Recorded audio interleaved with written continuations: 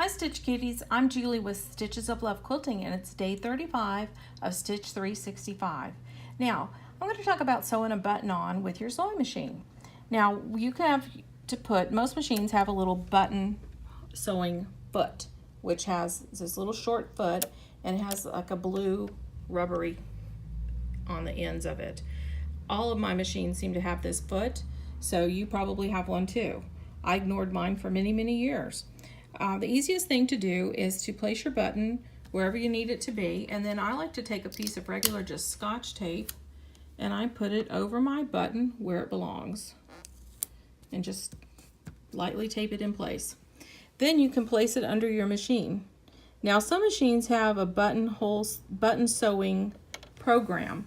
This machine does not, so what I want to do is I'm going to turn my hand wheel and get it into the right place. I'm using a zigzag. I've dropped my feed dogs and I'm just going to manually move it to make sure it's going to fit and go through the holes and not break my button.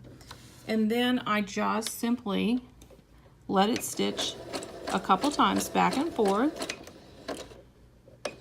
and then I will usually take it and go to a 0 position and let it stitch 1 or 2 in that spot. It did. And then I can pull it out. Finally, what you want to do is leave enough of the tail, and then I just take a large eye needle, which I don't seem to have one right here, but I think you'll get the drift. This is an embroidery needle. This would work. And I take these the two top threads, thread them and pull them through to the back, and then I tie them off in a knot. And that way it's going to be secure and should not come away from your project. Finally, what you would do is just peel the tape off. We're just going to pretend, I'm going to snip these. We're just going to pretend this was tied to the back. So I don't want to take the time for you. And then you would have your cute little button sewed on in place by machine, a little bit quicker than doing it by hand.